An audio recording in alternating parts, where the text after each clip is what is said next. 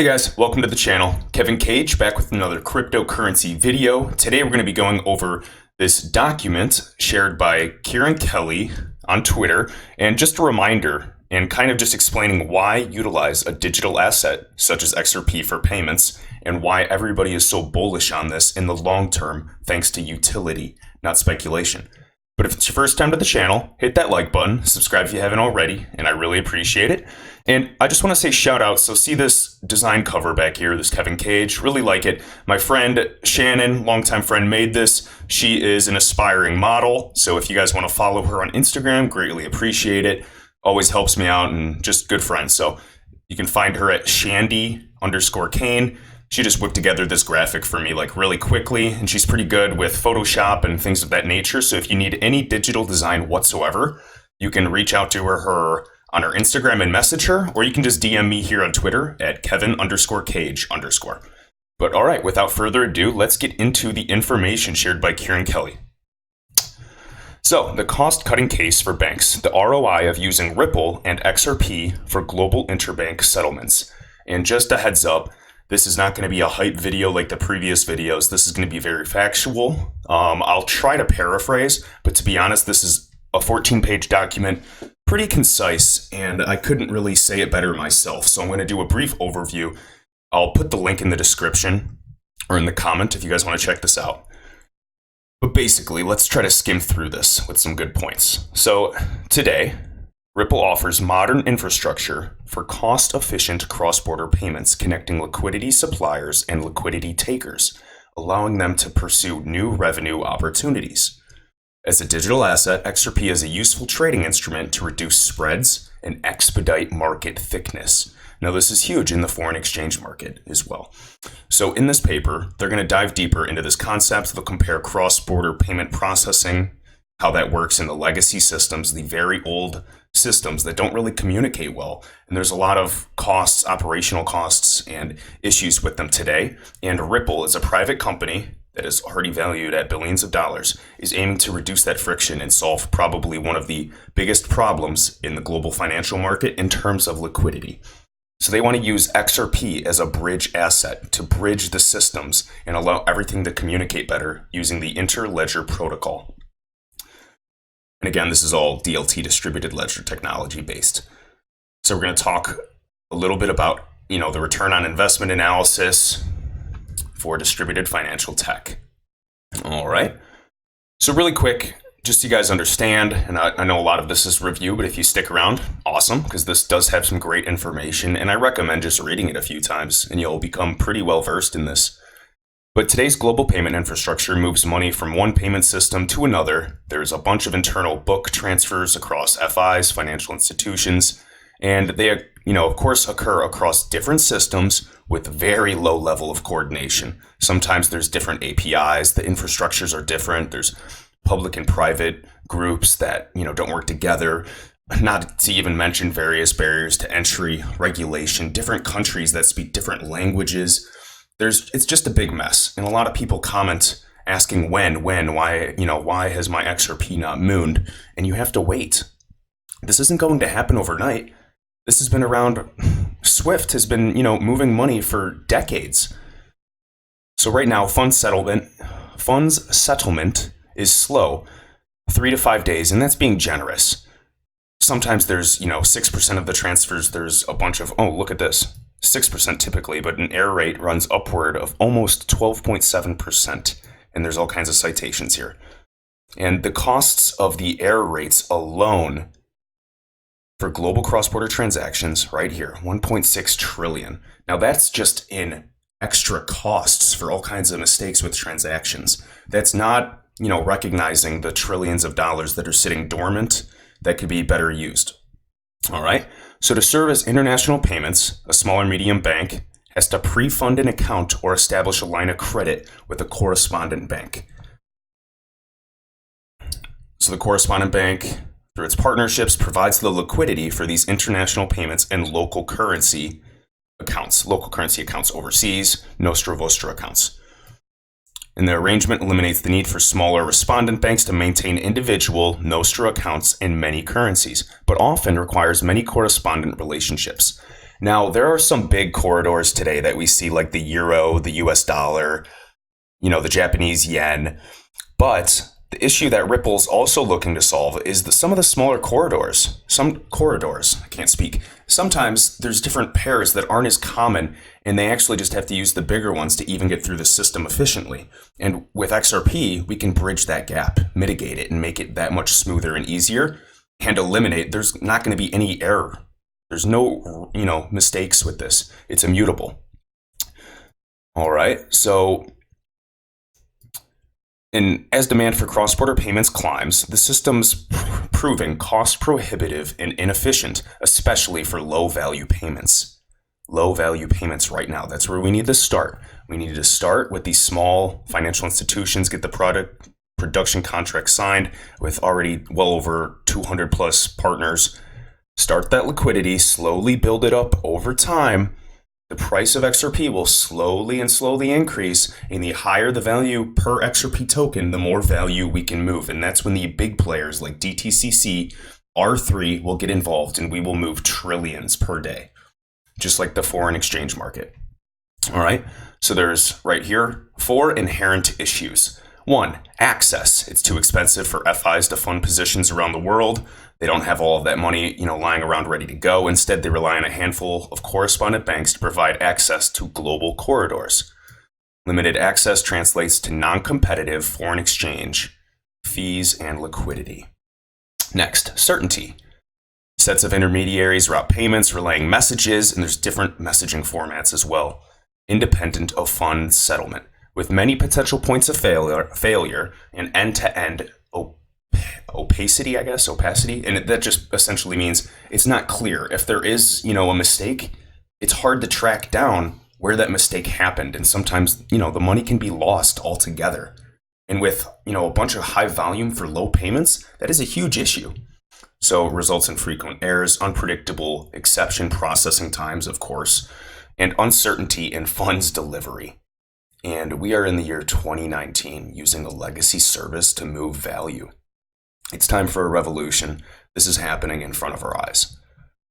Banks should not have poor visibility into, something as basic and minute as individual transactions. But since the system is so old and there's, limited communication, and it's just a huge mess. And it's going to take some time. And I'm sorry if you guys are looking to get quick rich, but this is an investment channel. And this is probably, in my opinion, one of the biggest investment opportunities of our lifetime, depending, whether you're a 20-year-old kid or you're, well in your 80s. This is still an opportunity to build wealth for your family, future generations, and be financially independent. Next, speed. International payments can take up to a week to process. Yeah, it's a gamble. The rates are, the error rates are insane. Depending on the currency corridor, of course, and as I said, some have to go through the most common corridors because there's not pairs available. Each leg of the transaction requires the receiving bank's ledger to be online. More parties involved, obviously different time zones, which is a great point as well. The longer transactions take to settle. I never really considered the time zone aspect, so that's awesome to consider as well. And cost. Banks absorb significant costs and related to treasury operations, payment processing, liquidity, FX, and compliance. So you got settlement up to 3 days, if not more. There's operational costs between, all the providers, the correspondent and respondent banks. And overall, the system is just old. So this is just an example with this illustration. And a U.S. bank for a cross-border payment is sending a payment to the Japanese bank. And the U.S. bank makes an ACH, which is an automated clearinghouse. And that's just an electronic network for financial transactions, kind of just to move, via, different batches.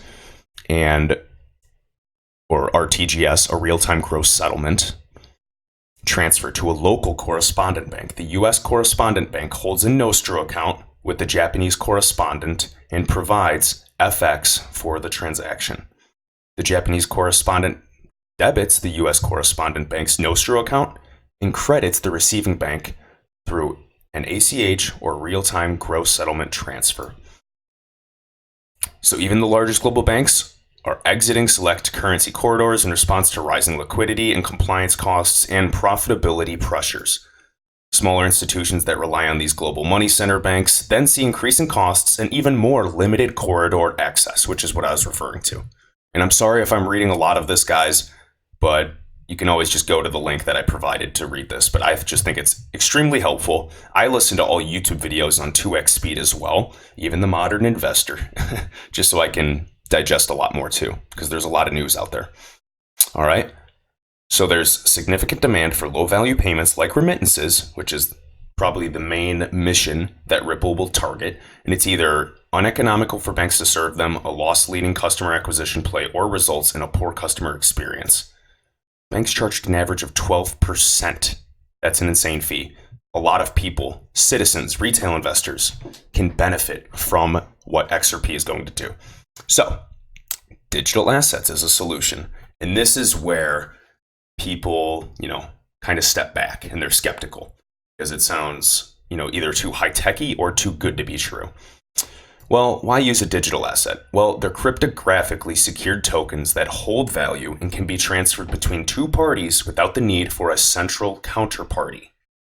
A counterparty less asset, they can facilitate easier and more scalable provision of FX, foreign exchange liquidity, without expense operational costs such as opening and maintaining many bank accounts, let alone trying to track everything down, when this can just happen instantaneously over the network. Historically, correspondent banks have provisioned liquidity for global payments by holding various currencies in local bank accounts around the world. Trying to see here. Liquidity providers, they mark up spreads and charge processing fees to the respondent banks. And the practice of holding various currencies across many accounts is costly because banks have to maintain minimums in each account and outlay more capital than they expected to need due to imperfect forecasting. Look at all these resources that are being wasted throughout the industry. Correspondent and respondent banks, time zones, languages, different infrastructures, different APIs. It's just a huge mess. And so for the first time, digital assets can enable real-time value exchange anywhere in the world, regardless of currency, providing liquidity on demand and significantly reducing costs associated with treasury and payment operations liquidity and various, types of compliance that we see. So XRP, the native digital asset of Ripple's consensus network, offers these capabilities and can support liquidity between any two currencies. This is for settlement. XRP, Bitcoin, sure, you can say it's a store of value. Really, it's just older tech. It was here first. Big deal. XRP actually has a true use case, and it's seeing adoption each and every day. We are early. If you don't believe me, that is fine. I'm not trying to convince people. I'm just speaking and sharing this information for those that want to listen, because this is huge. And I hope you don't think I'm arrogant, guys. Just like everyone else, I've been, reading this for a few years, and it's exciting. All right? So an entirely frictionless manner, few barriers to entry, and we're getting better. We're making progress. So instead of holding that local currency in Nostro accounts around the world, trading parties can hold XRP on their own balance sheets. So they can hold the XRP, and if it's something like an asset that is deflationary and will also gradually improve value versus fiat, they're going to do that as well. Maybe they don't want to hold as much, that's fine, but they're still going to want to hold XRP on their balance sheet and use it to make markets, so there's going to be various market makers as well. All right, so I'm going to keep going. XRP pool, of course, sourcing liquidity. So by consolidating liquidity to service international payments from many disjointed international Nostro accounts into one XRP pool. And I'm very curious, the definition or what's going on with the secret, big news of X pool. The CTO of Ripple, everybody's very hush-hush about it, and they say they cannot release information. And there is a lot of information that is confidential to this day. And that's fine. I am not a stockholder of the private company Ripple. I am just holding XRP in the hopes that it appreciates. So respondent banks allocate less total liquidity to service the same volume of global payments.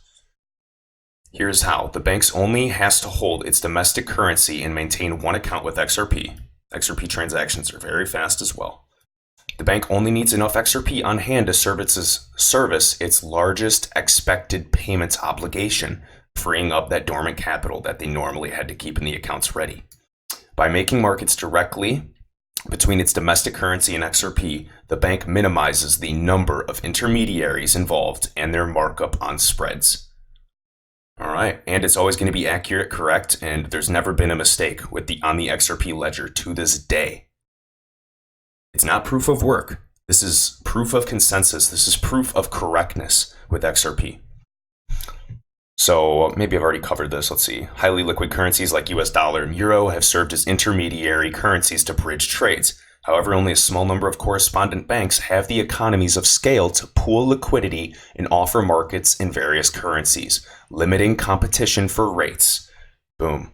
To access the liquidity, respondent banks must pay fees, maintain operational accounts, and assume the opportunity cost of capital tied up in these accounts. And you best believe that there's been a lot of costs associated with that. So, a universal bridge asset, or, potentially even, I guess this could be a different definition, but the world reserve currency. Banks currently incur significant infrastructure costs processing these cross-border payments. An XRP can help eliminate and lower these costs, and in my opinion, it's best positioned to do so. Ripple is one of the first companies that's actually succeeded and been working on this. They are working with regulators. They're not trying to be rebellious. I mean, they have board members on R3, all kinds of lobbyists, working with the governments and Federal Reserve and the Faster Payments Task Force. I know a lot of XRP holders seem like conspiracy theorists, but when you've, really dug down the rabbit hole, it's shocking. All right, so right here, they can help lower these costs in foreign exchange, currency hedging, treasury operations, liquidity, payments operations, and compliance. All right. So I just wanted to go over that. Right here, international payment servicing, there's a cost breakdown. So we have all of those that I just mentioned above just to see. And obviously, liquidity is a pretty large issue. And I think that if you fix that, it'll fix a lot of the other issues as well. Now, institutional cost savings. Currently, settlement delays lead to high liquidity, payment processing, and operational costs to banks. With Ripple, our respondent bank minimizes the settlement delays and can realize 33% cost savings. And I think they're still being generous here. They're being conservative. Not generous, sorry. They're being conservative in terms of cost savings by utilizing XRP with the XRapid product. So global average. And right here, specifically, Ripple enables the following cost efficiencies. Liquidity. It's eliminated. Total funding 1 day still holds. Ripple reduces liquidity costs by 65%. Payment operations. While local rail payment costs remain, Ripple can significantly reduce staff costs for settlement-related exception processing and trade failures, eliminating 48% of payment operations costs. And then lastly, with no in-flight period for the cross-border leg associated, these costs can be reduced as well, as much as 99%. And I mean, you can do the math yourself and kind of look, but they've already calculated it. So pretty interesting there. Now, institutional cost savings using Ripple and XRP. So we have for cross-border payments, liquidity. Since using XRP does not require all those multiple Nostro accounts in various countries, redundant liquidity costs are collapsed into a single XRP account. Compared to using Ripple without XRP, using Ripple and XRP eliminates up to 1 additional day of funding for Nostro accounts, saving up to 99% of related liquidity costs. And as long as the bank has access to the real-time gross settlement system, an XRP exchange that can support the necessary size of payments obligations. They have some very smart people working for Ripple. They've, headhunted people from Facebook, Amazon, Apple. Go ahead and look at the LinkedIn. I say this every video because these people know what they're doing. People have, left IBM. People have left JP Morgan, Chase. I mean, people have been working in these markets and they're very close with the International Monetary Fund because liquidity is a global crisis. And I'm in the United States. We are going to see a recession, whether it's in 6 months or in the next few years. And I believe that it could be pretty crazy. Right here, foreign exchange, treasury operations, we've already said all this, currency hedging, again, it's kind of redundant, but I just wanted to demonstrate that. So right here, the incentive accelerator. So banks can capitalize on the reach and real-time speed XRP affords with hedging, regardless of XRP price, regardless. They don't want to refer to price. Ripple, you don't want to appear as security. So they try to stay away from price. They don't want to give any speculation. They say anything is possible. High value is the goal, obviously. And there is a massive multiplier effect, and market cap is calculated very differently, which is why the price can be extremely high and is based more so on the order books. Please watch that video that I did on market capitalization as well. I believe it's titled something like The Truth About Market Cap. Now, this forthcoming incentive program accelerates the use of XRP and building network effects of Ripple as a universal bridge asset by rewarding offer size, time outstanding, and spread. And I think I should do a video on spread as well, and just overall the foreign exchange market if people have never really traded in that market or familiar with it or are not familiar with it. But basically, they have various incentive programs, and of course this is in 2016, so they have different things such as the Spring Initiative too, with various platforms outside of the remittance market. And we already know a few other projects like Omni. So an incentive program stimulates XRP adoption in market making by rebating liquidity providers for quoting against XRP in the immediate term, thereby supporting spread reduction over time against a new asset. The incentive serves to offset the volatility risk for market makers and provides an algorithmic distribution schedule for XRP. Interesting. An algorithm for XRP. Makes me think of Awake on Twitter. So as adoption and the use of XRP increases, so does its liquidity and price stability. And what I want to emphasize is the price will not be stable until it's a much higher figure. You can say I have a tinfoil hat, that's fine. You can call me an idiot or leave a rude comment. But I believe that the powers that be, more so the people that are well-versed with XRP and understanding why this payment infrastructure has to change, they already know that XRP at its current price will not work. And so there's a huge vested interest to scale it over time, and I believe it'll be several figures. I believe it will be 3 figures minimum in our lifetime, maybe in the next decade, maybe sooner. So most other digital assets are built on an anonymous transactor and validator model. As a result, those systems require very large amounts of funding for network security, which can only be paid by seigniorage. So the overwhelming majority of mining revenues on the Bitcoin and Ethereum networks, proof of work, are used to pay for energy and equipment costs. Moreover, in such mining networks, an algorithm selects the validators, producing poor results for financial soundness and control. Now, there's going to be other use cases for Ethereum as well, with all the smart contract capabilities, and I believe it'll be used even if it has issues scaling at the time. But I think Bitcoin, because it's been around, it could last. It might just stay around because of the name brand. And there's each going to be their own use case for this. But XRP, I think, is by far the most superior asset. And as I was already talking about before, the proof of consensus, Ripple has a consensus network powering XRP, and it's a more viable institutional alternative. In the Ripple consensus network, the stakeholders select their validators, resulting in verified institutions as trusted validators with a more balanced geopolitical distribution. The cost of securing Ripple's consensus network is thus much lower, and seigniorage can be redirected to driving liquidity via the Liquidity Incentive Program. Since seigniorage on the Ripple consensus network can be directed to liquidity providers to cover the cost of volatility risk, XRP is best positioned to drive institutional network effects and serve as the universal bridge asset in the Internet of Value. So guys, honestly, I'm not even going to read the conclusion. I feel like I've been rambling on. Go ahead and read this. Let me know if you have any questions. There's a lot of people that are smarter than me that have, been in the financial industry for 30 plus years as well. So hopefully they can shed some light. I have a lot of smart people in my comment section, and I really appreciate all the support. Let me know what you want to look into, and I'll try to do some videos, explaining the foreign exchange market, perhaps spread, market makers, anything that might be a little unclear, and we can ask around some, additional smarter people in the XRP community.